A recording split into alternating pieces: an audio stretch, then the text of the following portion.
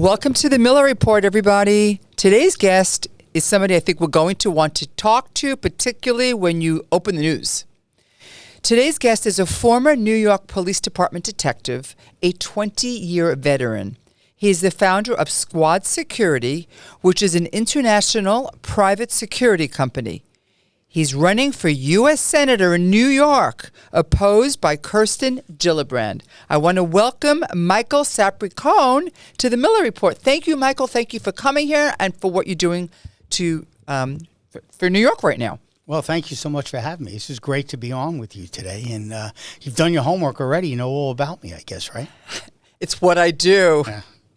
So this is very tough times. The path to a statewide election for a Republican seems to be like almost impossible.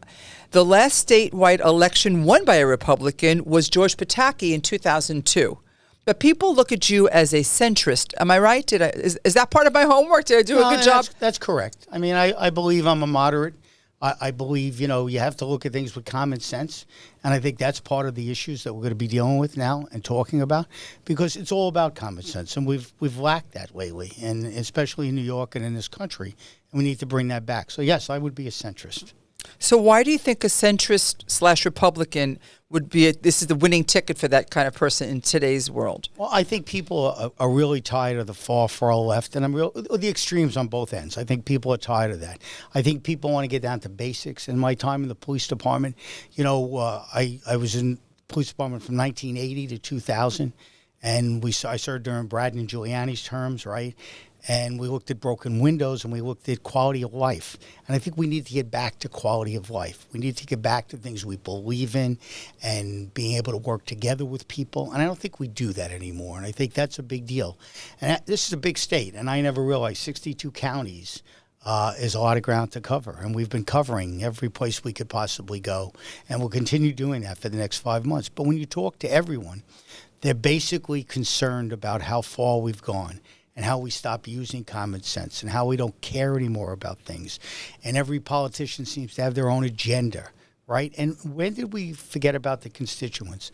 When did we forget about those people who elected these politicians? We're going to get into the police in a moment, but on a personal note, I want the audience to know how much I love the police. And as a police officer, it's the toughest job. They're protecting us. And I saw 2 policemen shot just this weekend, and every day what we see and how they're attacking them, they need housing. We're going to get into all that, but let's just talk more before we get into that, which is your specialty. Let's talk about the key issues that New Yorkers want to hear about and why you think they would vote for you versus Kirsten Gillibrand. So let's talk about some significant things like gun control. What are your views on background checks for gun control? Well, Second Amendment is a big deal, and we have the right to carry and bear arms, and I'm a 100% believer in that. But I do think background checks are important. And I think that we should always do background checks. It's concerning that we wouldn't do it. I know there are people who think that they have the right to carry and should never be checked on what they do. But we want to make sure guns don't kill, people kill. And we want to make sure the guns are put in the right hands. And if you have the ability and should be able to possess a gun, then you should possess a gun. And you should have that right. But I think background checks are important. And as a police officer, I believe in background checks. What about the guns that can easily be converted to automatic weapons? Well, automatic weapons have been banned forever and ever in this state, in this country. Semi-automatics are really the issues, I guess, and how do we convert them? There's different situations. You can look at things different ways. As I travel throughout the state, I never looked at things exactly how the people up north do. And you're talking about police response sometimes 30, 40 minutes before. We're used to being in the city, and if a cop's not there in 2 minutes, we're in a panic, right? But you go up there where people don't respond. Police officers or sheriffs don't respond for 20, 30, 40 minutes. People have a right to defend themselves. Farmers who have crops and dairy farmers, they have threats up there against the things to make their livings. It's important that they have the right type of weapons and they use them properly, though. So let's move on to another really hot subject, which personally I think that Lee Zeldin would have been elected had this subject not come up. I see you shaking your head, so you think that I'm right. So abortion rights. As a centrist, what is your position on this? Well, you're not going to like my answer because I'm going to push it off and say it's a state issue, okay? And it is a state issue. You're pushing it off. It is a state issue. Listen, I would never vote for a national abortion ban. I think that's something we would never see. I would never, ever vote for that. But I don't think that will ever come to pass, that would be something put on the floor. But I think what we've done in New York is a little bit too far left. You know, I think there should be, and I'm not going to come up with a number for you or anything like that, but we should look at a situation where it makes common sense. You know, it's a woman's right, it's a family's right to decide. I don't think it should be the government involved, you know, the federal government. It's a state issue, and it should be dealt with that. But I think going to a full term and having abortion is a sin, in my perspective, and maybe sin's not the right word, but I think it's the wrong thing to do. And I don't think we should be involved. I think it's a state issue, and we should leave it in the state's hands. I think that's correct. So you really are a centrist. I am. You just defined it. I am. I mean, listen. I believe that abortion is wrong. Okay, but I believe that we shouldn't take things out of the state's hands. We should put it in the state's hands, and we people decide. And how important do you think this issue is in getting elected? I don't think it plays out that much in my race because it is a state issue, but there's no place I can go that I'm not being asked that question. Okay. So it will come up. People will like what I say, and people will dislike what I say. All right, well, then let's ask another question that has to always come up, which is the biggest issue in America today, and that is immigration. What's your sense on how we should approach this? Well, I think, you know, crime and immigration it's a domino effect. They combine.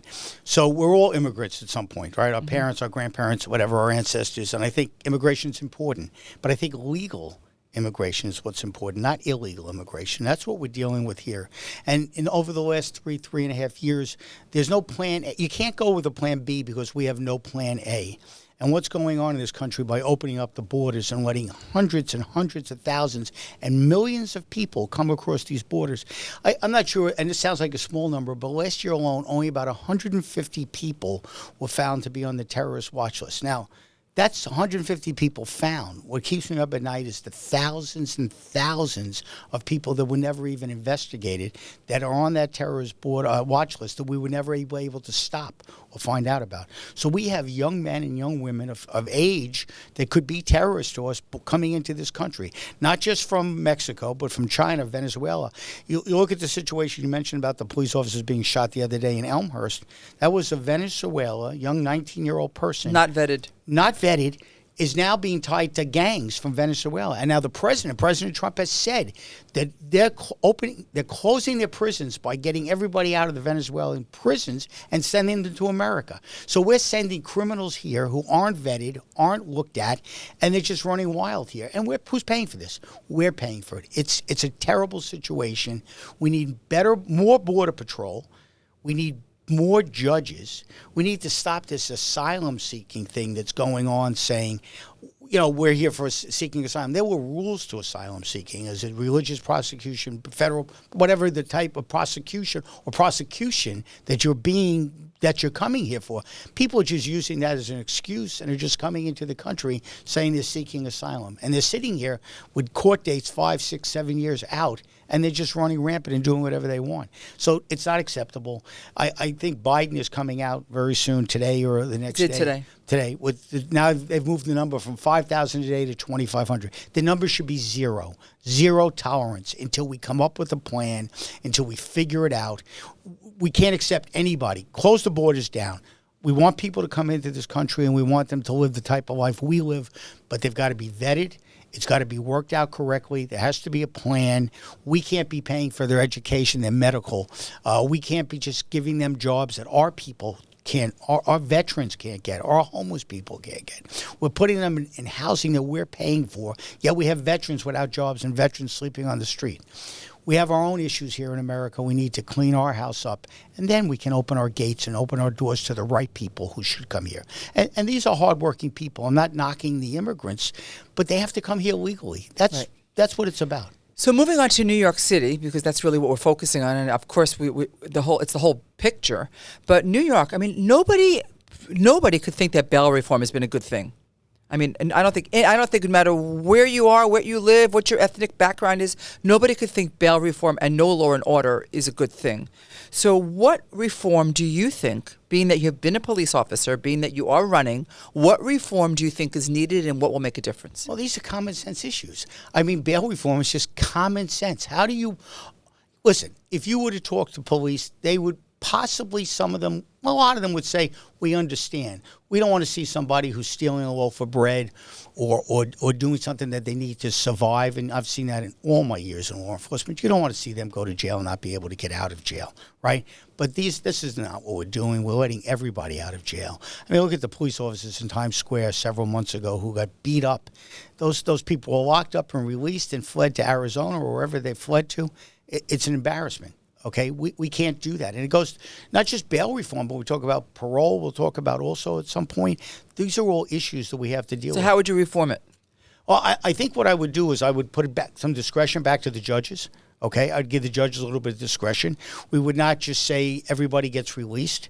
You know, you're arrested. Look at the crime. Look at each case individually. Who's going to look at the case? I'm sorry? Who's going to look at the case? The judge should look at the case. The judge should have that power. Right now, that's what's happening. It's not working. Well, it's not working because they've taken that discretion away pretty much. There's laws that the legislature... A lot of people think police make the laws. Police have nothing to do with the laws. Yeah, but the judges are the ones saying you can go back out and no bail, and you could steal up to $900, and that's a misdemeanor. And the only way that you're going to see this as an actual crime is that what the intent was. How do you prove an intent if you're trying to shoot somebody? Well, I think you can't. We shouldn't blame the judges. The judges have laws in front of them that the legislative has made, right? And the legislature gives them a little leeway. But in this bail reform, they haven't given as much leeway. So the judges have lost that discretion to look at that leeway and say, well, this crime is this and it deserves this, or this crime deserves that. So there should be, you assault a police officer, you assault anybody, you shouldn't be released. You shouldn't be released. You know, there's different degrees of assault. Assault third, second, first, depending on the injury. Those things need to be enforced by the judges, and they need not to release people based off of that. But the only way to change that is to change the legislators, to get the legislators to understand. We need to vote out the people who think that bail reform is okay. And some of these same people who think bail reform is okay and that we should defund the police are the same people who have police escorts with them as they walk the streets. Okay? Ridiculous. You want to defund the police. You want to mock the police. You don't want to help the police and give them the proper tools. Yet you have them driving you around and you have them going to events with you. I guess you know this because you're in the security business. Well, I am. I just sold my security business, but I do know that. And, you know, you want the protection of the police when you want them, and you don't want them when you don't want them. And that's ridiculous, okay? Police are here to do a job. They're here to protect you. That's their main job. And they do that without even thinking twice about it. And would you bring back stop and release? Stop and release is ridiculous. Stop and frisk. I mean, stop and frisk. Yeah, stop and frisk. Would you bring it back? I think it was a good thing when it started. And in any profession, sometimes people overplay things. Sometimes people take advantage of things. And maybe the police department did at some point because it was a catch-all, okay? But it had a good foundation to what it was. You had a description of somebody. You stopped that person. They fit that description. You recorded that, right? And that was the purpose of it. And we were able to stop a lot of criminals based off of that. So staffing the police department, I understand the academy this year couldn't even be filled because who's going to want to be a police officer? You're going to get killed. You don't have housing. You have no respect. You get spit on. I mean, it's outrageous. Even Governor Cuomo, who started all this with the whole bail reform, I mean, he initiated it, not really, I mean, we're not sure if he initiated it. I'm going to scratch that, so remove that. But even Governor Cuomo was on the Miller report and agreed that we've gotten way too far, and without bail reform and without proper police and law and order, we will not have a safe city and people will continue to leave. That's correct. So why can't we get police officers to fill the academy, and why would anybody want to become a police officer? How do we change that? I think being a police officer is an acquired taste. Okay, a lot of times it's a legacy job. Your parents, your relatives have been it. But I think police officers are people who want to do good and want to see safety in their city, in their communities where they live. I think you always find police officers. I mean, we'd always like to have more salary. We'd like to have better working environments. But I think it's a dedication. I would never try to talk somebody into being a police officer. I think it's something from within. I have 5 children. I've never asked any of them to be police officers. Are any of them? None of them are None of police them are officers. police officers. They've all chosen good professions, but I think it's something you have to choose. I had no one in my family was a police officer. I chose it on my own, and it was the greatest job. What in the made you whole choose world. it? I just think giving back and community service is a big deal. And as you see, I like to talk, okay? And I think it's a great job where you get to talk to people and understand people and know about people. And I like that banter back and forth. I always encourage to have a conversation with somebody and not just shut them down. So I enjoyed that work. I thought helping people, every time you help somebody, be it deliver a baby or pull somebody off a subway track or find the person that committed the crime to them, or in homicides, I worked homicides for many years, you were able to put closure to a family. You don't look like such a tough guy. Well, some people might say differently. Some people might, and I've aged. As I've gotten older, maybe I've not gotten as tough as I was 40 years ago when I started. But listen, it's a great profession. I have these relationships. I wouldn't have had my business if I wasn't a police officer. 800 of my employees were active and retired law enforcement that I kept in my 800 employees. Right, over a course. I've had more than that, but when I sold my company 2 years ago. So, and you keep your hand in the mix by dealing with the police officers and hiring them. But it's hard to deal with a police officer sometimes if you're not a police officer. So I've always told my clients, we'll deal with the cops if you have a problem with them. So what do you think the biggest challenge is in recruiting police officers? I think you have to show them they have to believe in themselves. They have to believe in the community they're going to work.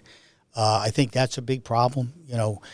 There was years and years ago you had to live in the city if you were a police officer, and then that changed before I came on the job, and it was thought about putting that back. I don't think that's necessarily important. It would be nice to keep the police, though, in the communities they work. I think that builds a better relationship with the communities, and I think it helps the cops a little bit more. I think it's just we'll always have police. We need to, though, support them, right? We need to support them, not talk about the funding. We need to give them the right tools, everything they need to do their jobs, and I think the cops will be very happy with that. It's funny, you read my mind, because my next question to you, Mike, was about the housing. So I think that housing is obviously the biggest expense that anybody's going to have. So, and I think it also is very important that they do live where they work. And if you're going to be a police officer in New York City, you got to take trains and buses or traffic to get to New York City. Do you think that will help if we could create subsidized housing for the police officers? Will that help recruit more officers to want to join the academy in New York? Well, it's an interesting idea. And, I'm not going to talk about congestion pricing, but that's not helping them anymore either, right? We can get onto that another time. But if you look at years and years ago, public housing was really meant for employees. Okay, when they started housing, and projects is not the correct terminology, so I'll say public housing, it was meant for employees, civil service employees, that they could live better, live in that community. And that kind of left over the course of years and years and years, and it didn't become that anymore. And then people wanted to move to the suburbs. It was cheaper to live in the suburbs, right? Your taxes might be higher in the suburbs, but housing was less expensive.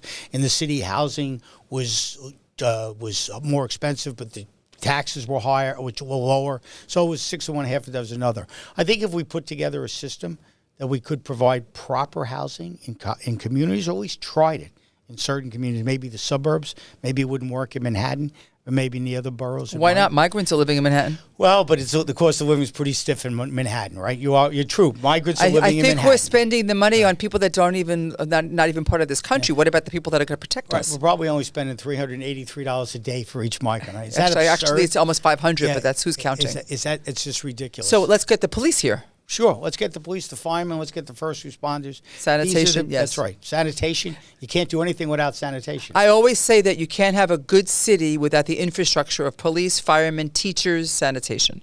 I agree. Without the infrastructure, you won't have any city. And it's important that these services buy in and take ownership. And that's what we have to do. We have to get them to take ownership of their positions and ownership of their communities, and then everybody thrives. Let's move on to the protesters, which is just gotten so out of hand. They're spewing hate at police officers. They're spitting on them. They're throwing bottles at them. How would you, if you were the mayor, how would you handle this? I would never let it start. But it's, we're in a situation where these are not just the students. These are bad actors who are coming in from other organizations, outside organizations. I think in Colombia, when they arrested most of those students, 70% or something, some ridiculous number. Don't quote me on that. Were outside activists. They weren't students. They had nothing to do with students. They're people coming in, causing situations, and our young people are getting influenced by these people. You know, when you talk to some of the young students, they don't really understand what they're protesting. They don't know what river or what sea. That's right. That what does that mean? And you have congressmen like the guy from Westchester or the Bronx saying that that's not what that means. It's simple. Everybody knows what that means. Jamal Bowman, right? I was trying not to bring up his name, but you're correct. George Latimer's running against him. Well, I tell you something. I'm a Republican, as you know, but I think it'll be interesting to see how that primary works out. And Me too. So tell us what you would do different.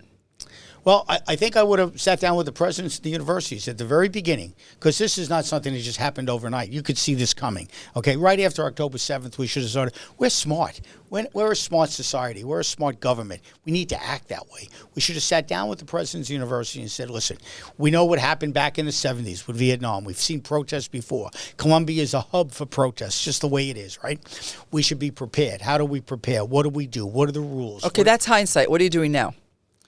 Well, right now, I'm stopping any kind of encampments. We're not allowing it. We're saying we know what's happened. We're not allowing it. We can't let it continue. It's happening in Long Island. It's happening in New York City. It's happening upstate. It's happening in West Virginia and Maryland. We need to stop it. We need to sit down and have a plan. Okay, do you want my plan on it? Yeah. Okay, I just think the plan is to put law enforcement on alert, to put the universities on alert, and to show that there's that what you do has repercussion. And we're not showing that. Everybody thinks they can just do whatever they want and they can get away with it. There has to be something. You have to be held accountable for what you do. We don't hold people accountable anymore, especially young people sometimes. We don't hold them accountable. We say, oh, it's okay, you'll get better at it next time. There's rules. People have to understand rules. And now you say I'm not a tough guy. I know that probably sounds... Well, I'm changing my mind. But we need to have rules. We do need to have rules. So how do you think the mayor is handling this? Eric Adams and I were cops back in the early 80s together. We didn't work together. We were both transit cops. I think the mayor is, I think his hands are tied a little bit by the city council. I think he's trying, but I think he kind of wavers both ways. Your hands will be tied too. Well, I don't know if my hands will be tied. I don't know how my hands will be tied, because I will be a voice for every New Yorker. There's only 100 senators, okay? And I think this is such a great platform in New York, and you need to be a voice. We look at the person I'm running against. As I travel this state, no one even seems to know who she is anymore. And let's use that cop terminology. If you put her in a lineup, you can't even pick her out, most people. This is New York State. This is the great, in my mind, the greatest state in this country, okay? I'm sure I'll have to debate that somewhere at some point. But this is such a great platform for us. I'm talking about platform right now, and Mayor Adams is a police officer. The police love him. He's done a really good job. He's really trying. So now if you're going to be elected, I know you're not coming as mayor, but you're still going to have a very important role. How are you going to handle this differently? Well, I think the way I'm going to handle it, I'm not going to worry about being reelected. And I think Mayor Adams has to worry about being reelected. Good point. And I don't necessarily agree with you that the cops love him. I'm not going to necessarily agree with you, okay? So I think he's trying. Mm-hmm. I think he's trying to do a good job. I think, sometimes I've noticed that politicians are looking beyond you, okay, and looking to what their next move is. And I think that's what the mayor of New York City is doing. And I'm not saying just Eric is the only one doing that. I have a 6-year term when I get elected. I'll be very happy with my 6-year term. I'll keep fighting for my constituents. And if they decide I'm the right person to put in for another 6 years, that would be terrific. But by that time, I'll be 80. So, okay, 2 terms would be more than enough for me. But I'm not going to worry so much about the next election. I think a good thing about being a United States Senator is you have a 6-year term. Gives you a little time to do some government and get some governing done. I think that's important. I feel bad for the congressmen who have to run every 2 years. It seems like as soon as you get in office, how do you govern? You're trying to collect money to run again and again. So I think it's an opportunity at 6 years, to get out there and be a senator. It's really very well spoken. So what about Alvin Braggs? What do you think of him? You see that district attorney guy in New York who he lets the cop killer, he let the cop, the assault guys on the cop, he lets everybody go. He thinks everybody should be everybody should have another opportunity. We're not going to prosecute. He started right at the beginning, how we're not going to prosecute this crime. We're not going to prosecute that crime. Well, quality of life's important. As a transit cop and as an NYPD cop under Braden and Giuliani, quality of life was so important. You stop somebody for jumping over a turnstile, they had a warrant. Warrant for a homicide, warrant for assault, warrant for a rape. They had a gun on them. That's how you stop things. We can't let the petty people get away. Well, why don't we prosecute the president? Let's just prosecute him because we have this really great, solid case. And apparently he was correct, I guess, right? I can't wait till it gets to the Court of Appeals. I can't wait till that happens. And once it gets to the Court of Appeal, I know I'm going off on a tangent now, but you've got me just thinking about how do these prosecutors have the nerve to think that it's okay to allow people out because they don't think that's important. You know, and let's go to security really quick. If you have a security company and a client, I'll say to a client, you know, we want to not protect just your product, but your people. If your people don't feel safe, if they don't have somebody to walk them to their cars or to the subway, they don't feel safe. You can't profit as a company. If your employees aren't all in. Or companies to come to New York. So this is what New York City is based on companies. Who's going to come to New York after what they've done to Trump? Who's going to I'm glad I sold my business in a way. I'm glad I sold my business because I couldn't keep my business and try to help this state at the same time. And so many businesses have left New York. Where's the incentive? Where's the reason to come here? And as a business owner, to concern yourself, what happened to President Trump? Could that happen to us? Could that happen to us? And why do I want to take that chance and be here? So you're getting me started on a whole bunch of different things. Yeah, we didn't get into that. We didn't talk about the appraisals. No, but there's not going to be any appraisals done on real estate. Right. But in closing, Mike, explain to us. You already did. You did a great job. We understand your views, but here's your platform. Why are people going to vote for you versus your opponent? Well, I think it's basic. I think common sense is a basic thing. We all need to start thinking about common sense. We need to look at people who want to work for them and their constituents and listen to them. And like I said earlier, we can't get everything done that everybody wants, but we can take a little bit of what you need and a little bit what someone else needs, and we can put that together and form some kind of plan. I think it's just so important to start listening more than telling us about your agenda. I think it's so important about not looking past you, but looking for what your needs are and how to make things better. I think working for the people is such a great thing to do. I think giving back. Listen, I've been very successful in business in my life and everything. And if you don't give back, what's the worth? What's the point of doing this stuff? And I think this is a great opportunity. If you're sincere, it's a great opportunity. If you care, it's a great opportunity. I care, and I'm sincere, and I only want to help. I'm not doing this for the money. I'm not going to make any money doing this, okay? I'm doing this because I think it's the right thing to do. I think people need somebody to be their voice, and I think people need somebody to try. I'm like the regular guy in the street. I'm just a kid from Queens who grew up, became a cop, worked really hard, worked 3-4 jobs, put my kids to school, formed this company, and I got lucky with it. Lucky because I worked hard. So why do you want to do it?